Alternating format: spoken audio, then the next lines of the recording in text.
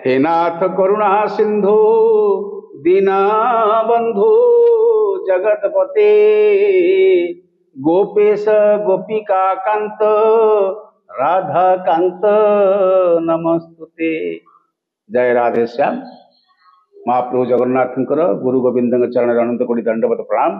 प्रिय दर्शक बंधु, आपण मैंने आज आम आसी पहुंचीचु जटाधारी आश्रम बेलमालिया मठ जहाँ कटक सहर सांस्कृतिक नगरी कहले जहाँ को बुझाए ताहा होची महांगा सालेपुर यही अंचल जहाँ को कहती हीरक त्रिभुज बोली कहती। हीरक त्रिभुज अंचल विरूपा नदी कूल जटाधारी आश्रम में बसचु कौटी ना यज्ञ वेदी उपरे आम सहित अच्छा जड़े विशेष भाव में माँ अच्छा आम गहन जहाँकर अचला भक्ति गुरु पाखरे गोविंद पाखरे आपने पूर्व शुणी विशेष भाव में जी डॉक्टर कान्हूचरण साहू डॉक्टर कान्हूचरण साहू जी साइंटिस्ट वैज्ञानिक पूर्व शुणी जो भाउज बसई गुआ से ही माँ पाखर आम शुणा किसी कथा कि भाव में गुरु चरण में संपर्क कि समर्पण भाव थिला। तेबे आसंता परिचय बुझा। माँ प्रणाम आज्ञा। जय जगन्नाथ। आपन गोटे परिचय हम दर्शक बंधु दियंतु। मो ना गीतांजलि साहू मो अच्छी हमर फाइनेंस डिपार्टमेंट अंडर रे असिस्टेंट ऑडिटर अछि। असिस्टेंट ऑडिटर ऑफिसर अछि। घर कोठी आपन? हम गाँटा एक्चुअली इटी पाखे मो बाप घर गाँ इटी बराईपुर महांग एरकोणा बराईपुर नहीं एठी जो पाखरे ए आश्रम ठू 2-3 किलोमीटर भीतर बराईपुर बाहाई चंती मानिकगुड़ा रे मानिकगुड़ा टा खोर्धा जिला रे आ विशेष भाव में गोटे कथा मु आपन पचारिबी। आज्ञा आपन तो यही माटी रे बढ़ी चंती जन्म नहीं चंती तेबे आपन विवाह करी जाइचंती खोर्धा जिला को। खोर्धा जिला होची वीर माटी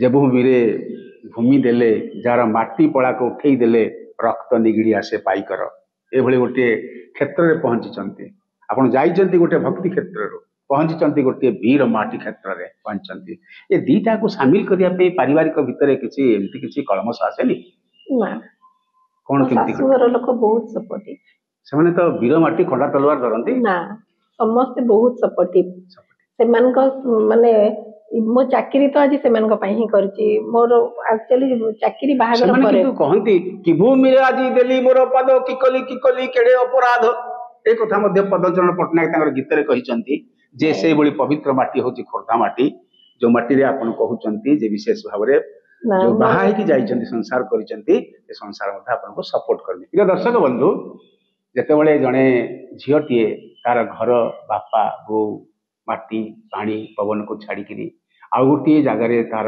जीवन जीवा आरंभ कर दिए से माटी यदि आत्मीयतार न भरी उठे जीवनटा हा हुताश हो जाए। ये जड़े माँ पाखु आम शुणुचे जे विशेष भाव में भक्ति माटी जाई एभली गोटे वीर माटी रे आत्मीयता पाई। तेबे आसंते शुणिबा ए जो माटी से जन्म होती माटी तो आपण मैंने शुणुचंती आत्माराम देवंकर पीठस्थली ए पीठस्थली तांकर भाव शुणिबा। आज्ञा किभली भाव में एठिकी आपण आत्माराम देव पाखे आजिकल तो पाठशाला पढ़ी लोक नहीं मु तो माने जन्म रु जड़ित कहले चले बापा आसंती बापा ना कौन बापा गौरहरि साहू बड़ा बापा ब्रजबंधु साहू आसंती एठी से माने बापा हरिका आसंती तेणु माने मु जानिनी मु केबेठु एटा सहित जड़ित माने मो हेतु पहिला दिन बापा बो आसंती तेणु आपण आसंती हो से मो हेतु पहिला दिन मु आसे आश्रम को सब जानि पारचंती तो देखिया तांको माने परीक्षा करबा से छोट पिला बेलु हमें सेही बडा थाए हमर मनोभाव थाए बाबा जेतेले तांकर तिलक करूथांती तेतेले बसी की गीत डाकंती आमे सब सेठी बसी थाउ बस्तिउ मन मन मोर बहुत थर हेची आज मो बाबा को ई जिंसटा पचारिबी देखिया किंतु मते मोर एटा अनुभूति जे मते केबे पचारिया को पड़िनी केबे पचारिया पड़नी मु जोटा भाबिथिबी तार उत्तर मते ता माने बाबा ता मु पचारिया पूर्व दे देई प्रकारांतर दे देथांती मु जोटा पचारि थांती मते ऑलरेडी उत्तर मिल जाय मते कोनोसी दिन पचारिया को पड़िनी। हां हां हां प्रिय दर्शक बंधु आपण मागिबे कोन जणे आपण को भाव को बुझी के जे दे दिए एभली पात्र हवार प्रयोजनता अच्छी जड़े माँ तांकर पात्र से भली पिलाटी दिन जो नटखट बुद्धि तांकर थिला खेलुथिले क्रीड़ा करुथिले गुरुଙ୍କ सहित ସେତେବେଳେ ଯାହା ମନରେ ପ୍ରଶ୍ନ ଆସିଛି ଆପେ ଆପେ ସମାଧାନ ହେଇଛି। ମାଗିବି କଣ, ଭଗବାନଙ୍କୁ କିଛି ମଗାଯାଏ, ଭଗବାନ ଯାଚିକି ଦିଅନ୍ତି। ଆଜ୍ଞା କୁହନ୍ତୁ କିଭଳି ଭାବରେ ଗୁରୁଙ୍କ ସାଥିରେ ଘରକୁ ଯାଆନ୍ତି? ଘରକୁ ଯାଆନ୍ତି ମାନେ ସେମିତି ଆମକୁ ଲାଗେନି ଆମେ ଘର ଲୋକ ଭଳିଆ ଚଳୁ, ଘର ଲୋକ ତେଣୁ କିଛି ଲାଗେନି। କିନ୍ତୁ ମୋର ଥରେ ପିଜି କମ୍ପ୍ଲିଟ ହେଲା ପରେ ଜବ୍ ହେଇନଥିଲା, ମୋ ମନରେ ଭାରି ଦୁଃଖ ଥିଲା। ପିଜି କୋଉ ସବଜେକ୍ଟରେ କରୁଥିଲେ? ଜୁଲୋଜି। ତାପରେ ମୋ ମନରେ ଥିଲା କାହିଁ ଚାକିରି ବାକିରି ତ ହଉନି, ଦେଖିବା ବାବାଙ୍କୁ ପଚାରିବା ଆଜି ଚାକିରି ହବ କି ନାହିଁ। ମୋ ମନେ ମନେ ଭାବିକି ବସିଥିଲି, ଆଜି ବାବାଙ୍କୁ ଏଇଟା ପଚାରିକି ମୁଁ ଯିବି। ପାଖରେ ପାଇଛି ଆଉ ଛାଡିବାର ନାହିଁ। ନା ମୁଁ ବସିଥିଲି, ମୁଁ ମନେ ମନେ ଭାବିକି ବସିଥିଲି, କିନ୍ତୁ ବାବା କହିଲେ ପଚାରିନି। ମତେ ଅନେଇଲେ, କହିଲେ କଣ କହୁଛୁ, ହବ, ବ୍ୟସ୍ତ ହନି, ତୋର ହବ, ତୋ ପାଠଟା ରହିବ। ମନକୁ ଯିଏ ପଢିପାରେ ସେ ହଉଛି ଗୁରୁ। ମନକୁ ଯଦି, ହୃଦୟକୁ ଯଦି ପଢିପାରେନି ସେ ଗୁରୁ ନୁହନ୍ତି, କିଛି ପେଖନା କରିବାକୁ ଆସନ୍ତି। ଏଇ ଦେଖୁଛନ୍ତି ଆପଣଙ୍କ ସାମ୍ନାରେ ବସିଛନ୍ତି, ଇଚ୍ଛା କରିଛନ୍ତି, କିନ୍ତୁ ଆଖିକି ଅନେଇ ଦେଲେ, କହିଲେ ହବ, ବୁଝିଗଲେ, ଭିତରେ ଭିତରେ କଥା ହେଇଗଲା। ଏ ହଉଛି ଗୁରୁ ଆଉ ଶିଷ୍ୟର ଆତ୍ମୀୟତା। ଆଜ୍ଞା କୁହନ୍ତୁ। ତାପରେ ବାହାଘର ହେଇଗଲା, କିନ୍ତୁ ବାହାଘର ପରେ ମୋର ଚାକିରି ହେଇଥିଲା। ବାଙ୍କ ଉପରେ ତ ମାନେ ଆସ୍ଥା ତ ଜନ୍ମରୁ ଥିଲା। ଆଉ ଗୋଟେ ସମୟ ଏମିତି ବହୁତ ଶାଶୁଘରେ ଖରାପ ସମୟ ଆସିଲା, ଯେତେବେଳେ ମୋ ଦେଢଶୁରଙ୍କର ଲିଭର ସିରୋସିସ୍ ହେଲା। ଆମେ ସବୁ ହତାଶ ହେଇଗଲୁ। ମୋ ପୁତୁରା ଥାଏ ଆମେରିକାରେ, ମୋ ପାଠ ପଢୁଥାଏ, ଏମଏସ୍ କରୁଥାଏ। ମତେ ସେଠୁ ଫୋନ କଲା, ଖୁଡି ହବନି, କିଛି ଗୋଟେ ପୂଜା କର। ଆମେରିକାରେ କଣ ଗୋଟେ ପୂଜା କର? ମୁଁ କଣ ପୂଜା କରିବି, ମୁଁ ଅସ କାହିଁକି ପଚାରିଲି। ଭାଇ ସମସ୍ତେ କହୁଛନ୍ତି ପୂଜା କରିବାକୁ, କଣ ପୂଜା କରିବି କୁହନ୍ତୁ। କହିଲା ବେଳୁ ଅସ କହିଲେ କଣ କରିବ, ଚଣ୍ଡୀ ପାଠ କରିଦବା, ଏଇଠି ଆରୋଗ୍ୟ ଚଣ୍ଡୀ କରିବା। ଆମେ ଏଇଠି ଆସିକି ଆରୋଗ୍ୟ ଚଣ୍ଡୀ କରିଥିଲୁ। ଆଉ ଯେତେବେଳେ ମଣିଷ ସାହାରା ପାଉନଥାଏ ସେତେବେଳେ ଭଗବାନ ଗୋଟେ ସାହାରା ଦିଅନ୍ତି। ସେ ସାହାରା ହଉଛି ଦର୍ଶକ ଭାଇ। ଏଠି ଚଣ୍ଡୀଙ୍କ ପାଠ କରିବା ପାଇଁ, କାରଣ ମା ଦୁର୍ଗା ସ୍ୱୟଂ ଏଠି ବିରାଜମାନ। ଦଶଭୁଜା ଦୁର୍ଗା ଏଠି ପ୍ରତ୍ୟକ୍ଷରେ ଦଣ୍ଡାୟମାନ ଅଛନ୍ତି। ସେଇ ଦୁର୍ଗାଙ୍କ ପାଖରେ ଆପଣ ଆରୋଗ୍ୟ ଚଣ୍ଡୀ କରିଥିଲୁ। ଆଉ ଅଖଣ୍ଡ ଦୀପ ବସେଇଥିଲି ମୁଁ, ପାଖାପାଖି ବର୍ଷେ ବସେଇଥିଲି ଅଖଣ୍ଡ ଦୀପ। କିନ୍ତୁ ମାନେ ଭଗବାନଙ୍କ ଦୟାରୁ ଯୋଉଟା ମାନେ ରେୟାର କେସ୍ ରିଭାଇଭ କରେ, ଦେଢଶୁରଙ୍କର ଲିଭର ଆମେରିକାରୁ ଯିଏ ଫେରିଛନ୍ତି, ପ୍ରିୟ ଦର୍ଶକ ବନ୍ଧୁ, ଆମେରିକା ଡାକ୍ତର ଯିଏ ଫେରିଛନ୍ତି। ନାଇଁ, ଆମେରିକାରେ ମୋ ପୁତୁରା ରହୁଥିଲେ, ଦେଢଶୁର ଏଇଠି ଚିକିତ୍ସିତ ହଉଥିଲେ, ସେ ହାଇଦ୍ରାବାଦରେ। ଆମେରିକାର କଥା ଯୋଉଠି ଅସମ୍ଭବ ହେଇଯାଉଥିଲା, ଆଉ ବିଶେଷ ଭାବରେ ଏଇଠି ଚିକିତ୍ସିତ ହଉଥିଲା ବେଳେ ଚିକିତ୍ସା ବିଦ୍ୟା ଯୋଉଠି ଫେଲ ମାରୁଥିଲା, ସେଠି ଏଠି ଦୀପାଳିଟିଏ ତାଙ୍କୁ ଆରୋଗ୍ୟ କରିବା ପାଇଁ ଗୋଟିଏ ସମ୍ଭାବନାର ସୂତ୍ର ଦେଇଦେଲା। ସେ ହଉଛନ୍ତି କିଏ? ମା ଦୁର୍ଗା ଚଣ୍ଡୀ। କି ଚଣ୍ଡୀ କଲେ ଏଠି? ଆରୋଗ୍ୟ ଚଣ୍ଡୀ। ଆରୋଗ୍ୟ ଚଣ୍ଡୀରେ ଆରୋଗ୍ୟ ହେଇଛନ୍ତି। ଆମେ ଦର୍ଶକଙ୍କୁ କହିଦିଅନ୍ତୁ। ନନା ଏବେ ସମ୍ପୂର୍ଣ୍ଣ ସୁସ୍ଥ, ବହୁତ ବର୍ଷ ବି ବିତିଗଲାଣି। ତେବେ ପ୍ରିୟ ଦର୍ଶକ ବନ୍ଧୁ, ଆମେ ଟିକେ ପୂର୍ବରୁ ଶୁଣୁଥିଲେ ଜଣେ ସାଇଣ୍ଟିଷ୍ଟ ଆପଣଙ୍କ ସହିତ ଥିଲେ, ସେ ତାଙ୍କରି ବଡ ଭାଇ।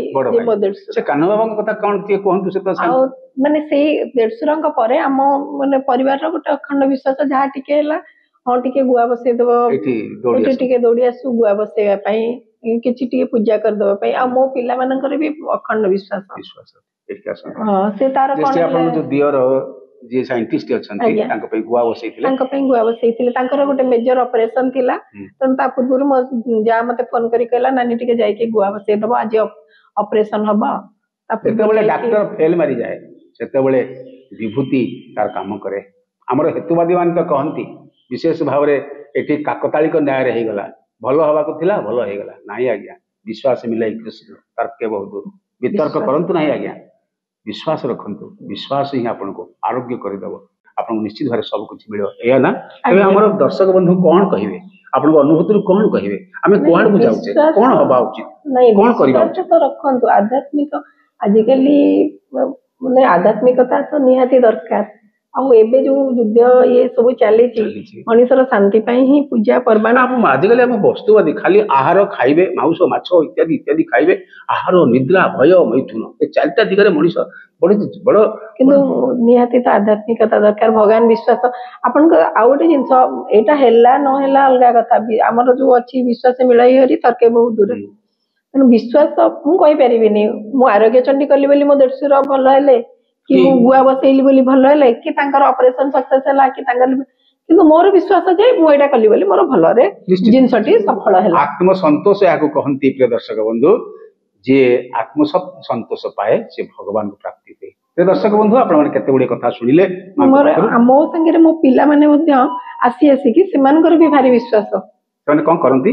ମୋ ବଡ ଝିଅ ବର୍ତ୍ତମାନ ଇଞ୍ଜିନିୟରିଂ କମ୍ପ୍ଲିଟ କରିକି ଜବ୍ କରୁଛି, ସାନ ଝିଅ ଇଞ୍ଜିନିୟରିଂ ପଢୁଛି। ଆପଣଙ୍କୁ ତ ଦେଖିଲେ ମନେ ହୁଏ ଯେ ଆପଣଙ୍କ ଝିଅ ଆସିକି ଇଞ୍ଜିନିୟରିଂ କରୁଛି। ବିଶେଷ ଭାବରେ ଯାହା ନା କାହିଁକି ବହୁତ ବହୁତ ଧନ୍ୟବାଦ।